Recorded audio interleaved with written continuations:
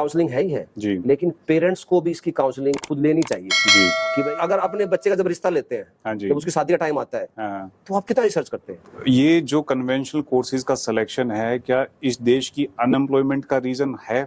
तो सर अब बात करते हैं 12th क्लास की। In Indian education system we have more than 150 under graduation courses and we generally notice कि 90% इस देश का बच्चा जो 12th पास आउट कर रहा है, लगभग 80 लाख स्टूडेंट हर साल 12th पास आउट करते हैं इस देश में, तो उसमें से 70 लाख स्टूडेंट 150 कोर्सेज में से सिर्फ 10-15 कोर्सेज में एडमिशन लेते हैं जो ट्रेडिशनल कन्वेंशनल कोर्सेज है। क्या ये जो प्रोसेस, जो कन्वेंशनल प्रोसेस चलता आ रहा है, ये जो ढर्रा चलता आ रहा है, क्या देश के स्टूडेंट्स के लिए, उनके करियर के लिए ठीक है?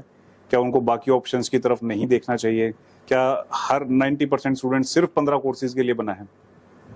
देखो, टाइम बदल रहा है जी, जमाना बदल रहा है, देश बदल रहा है जी, और पूरा वर्ल्ड बदल रहा है। वर्ल्ड बदल रहा है। तो खुद को ही बदलना होगा। हाँ जी, खुद को ही बदलना होगा जी, और ये सारी चीजें मतलब जो कन्वेंशनल कोर्स हैं, इतने सारे कोर्सेज हैं, आपको पूरा रिसर्च करना चाहिए जी, और आप जैसे लोगों के साथ जी, कहीं मतलब मिलके पेरेंट्स को बात करनी चाहिए, जी, पेरेंट्स को बच्चे के लिए काउंसलिंग करवानी चाहिए जी, और कैरियर के लिए बच्चे की तो काउंसलिंग है ही है जी, लेकिन पेरेंट्स को भी इसकी काउंसलिंग खुद लेनी चाहिए जी। कि भाई मेरा बच्चे ने 12th किया है, क्या कैरियर ऑप्शन बेस्ट है। हाँ, पेरेंट्स को साथ में रहना जरूरी है हर पॉइंट पर। अब आप अगर अपने बच्चे का जब रिश्ता लेते हैं, हाँ जी, जब उसकी शादी का टाइम आता है, हाँ, तो आप कितना रिसर्च करते हैं? बिल्कुल, बहुत सारे रिसर्च करते हैं। बहुत रिसर्च करते हैं, हाँ जी, लेकिन वो जब वो अपना कैरियर को जो ऑप्ट करता है ना, उसके लिए कोई रिसर्च करते ही उसके नहीं लिए कोई रिसर्च नहीं है। उतना ही रिसर्च आपको उस टाइम भी करना चाहिए। अगर उतना टाइम अगर आपने उसको रिसर्च उस टाइम कर लिया, हाँ जी, तो टाइम शादी के बाद, शादी के टाइम उसको इतना रिसर्च नहीं करना पड़ेगा। बिल्कुल बिल्कुल। तो इसमें मतलब जो है ना, बहुत सारे मतलब ऑप्शंस हैं।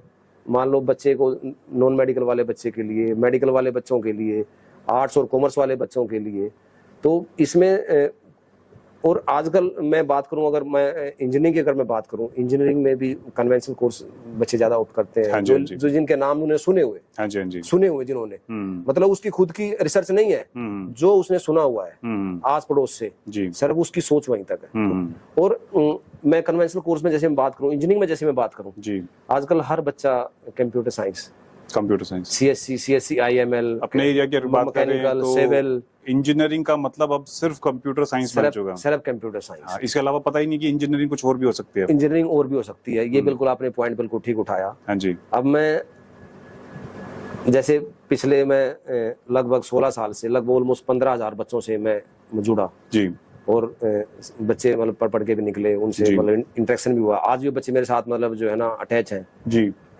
तो मैंने एक चीज मैंने देखी है जी, मतलब नॉर्थ इंडिया और साउथ इंडिया में जी, नॉर्थ इंडिया का बच्चा चलता है देख के जी, अपने आस पड़ोस को देख के, लेकिन साउथ इंडिया का बच्चा चलता है अपनी रिसर्च से, अपनी रिसर्च के हिसाब से। और अब मैं बात करूं कि जो नॉर्थ इंडिया के जो बच्चे हैं, उन बच्चों में किसी को नहीं पता होगा कि एरोस्पेस इंजीनियरिंग क्या होती है, एरोनॉटिकल इंजीनियरिंग क्या होती है जी, एयरक्राफ्ट मेंटेनेंस इंजीनियरिंग क्या होती है।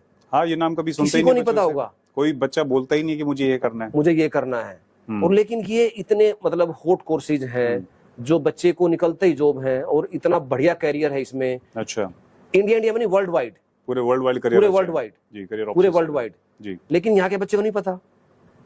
मतलब यहाँ तो 1% बच्चा है, वो वही कन्वेंशनल मेथड पर चलता रहा है, उसी मेथड पे जो उसने देखा है बस उसी के हिसाब से डिसीजन लेता है। पेरेंट्स भी नहीं सोचते कि जो चलता आ रहा है क्या उसी में बच्चे को भेजना ठीक है या नहीं है। पेरेंट्स की तो मैंने बात की ना आपसे, हाँ, कि जो शादी के टाइम जितना रिसर्च करता है वो, हाँ, वो अपने बच्चे के लिए नहीं करता, करियर के लिए रिसर्च नहीं करता वो, और बाद में फिर पछताता है कि सर गलती हो गई। और सर ये जो कन्वेंशनल कोर्सेज का सिलेक्शन है, क्या इस देश की अनएम्प्लॉयमेंट का रीजन है? देखो, आपने ये पॉइंट बिल्कुल ठीक उठाया। इस देश में सरकार को सबसे ज्यादा गाली देने वाले लोग, गाली देने वाले बच्चे बीए, बीएससी और बीकॉम वाले हैं। सबसे ज्यादा गाली जो सरकार को देते हैं बीए, बीएससी, बीकॉम, और सबसे ज्यादा जो सिलेक्शन कोर्सेज सिलेक्शन होते हैं वो इन 3 कोर्सेज में होते हैं, वो इन 3 कोर्सेज में ही होते हैं। क्योंकि मैं समझता हूँ कि 80 लाख स्टूडेंट्स में से 40 लाख स्टूडेंट तो इन 3 कोर्सेज के अंदर ही होंगे, शायद 3 के अंदर ही आते हैं जी, क्योंकि ये इतना लंबा जो है सिस्टम हो जाता है एजुकेशन का। आप 3 साल आप लगाते हो ग्रेजुएशन में जी, जो बीए, बीएससी, बीकॉम जी, उसके बाद आप 2 साल उसकी मास्टर डिग्री करते हो, उसके बाद जो बच्चा बीए बीएससी बीकॉम करता है उसके मन में पहला तो ये होता है कि मुझे टीचिंग में जाना है। हाँ जी, हाँ जी। उसका वही होता है, वो बीए करेगा, वो एमए करेगा, वो उसके बाद वो बीएड करेगा जी। देखो 3-2-2 लगभग 7 साल हो गए, 7 साल चले गए। 7 ईयर का भी करने के बाद वो कुछ नहीं है, वो किसी भी इंडस्ट्री के लिए एप्लीकेबल नहीं है अपार्ट फ्रॉम एजुकेशन इंडस्ट्री। वो किसी के लिए भी मतलब एलिजिबल ही नहीं है जी।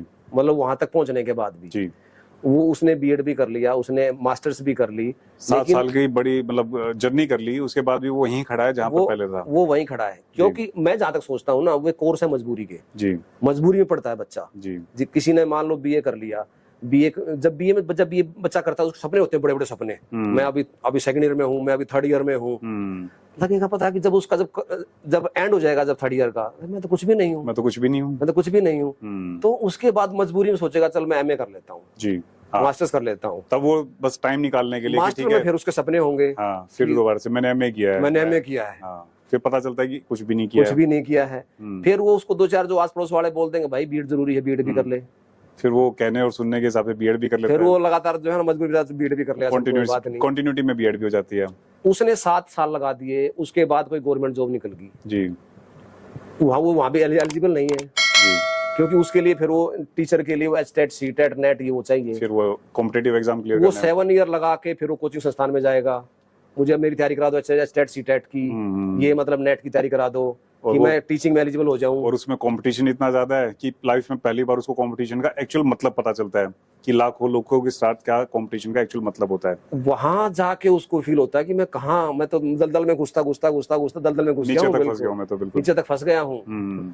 और उसके पेरेंट्स कहते हैं, मतलब जैसे लोकल भाषा में कहते हैं कि मेरा बच्चा जो 19 पढ़ रहा है, मेरा बच्चा 17 पढ़ रहा है, 17 पढ़ना मतलब क्या है, 12 और 3 15 और 2 एमए जिसने किया वो 17 पढ़ गया ना, 17 पढ़ गया। तो मैं काफी ऐसे लोगों से मिलता हूँ कि भाई मेरा बच्चा 19 पढ़ रहा है, किस काम का है 19 पढ़ना, किस काम का 19 पढ़ना, तो इसी वजह से अनएम्प्लॉयमेंट बनती है। इसीलिए मैं एक ही बात कहूंगा कि ऐसे बहुत लंबे कैरियर वाला सिस्टम जो है, जो इतनी लंबी पढ़ाई पढ़ के उसका कोई बेनिफिट नहीं है जी। और कोर्स वो करें जो फटाफट जॉब ओरिएंटेड कोर्स हो, फार्मेसी के कोर्स हैं बहुत सारे, अब बच्चा मतलब जो है ना डिप्लोमा फार्मेसी का है, बैचलर फार्मेसी का प्रोग्राम्स है, इंजीनियरिंग वाले प्रोग्राम, पॉलिटेक्निक वाले प्रोग्राम है, आईटीआई वाले प्रोग्राम है, जो जॉब ओरिएंटेड प्रोग्राम है, उसमें ले आराम से। Right sir.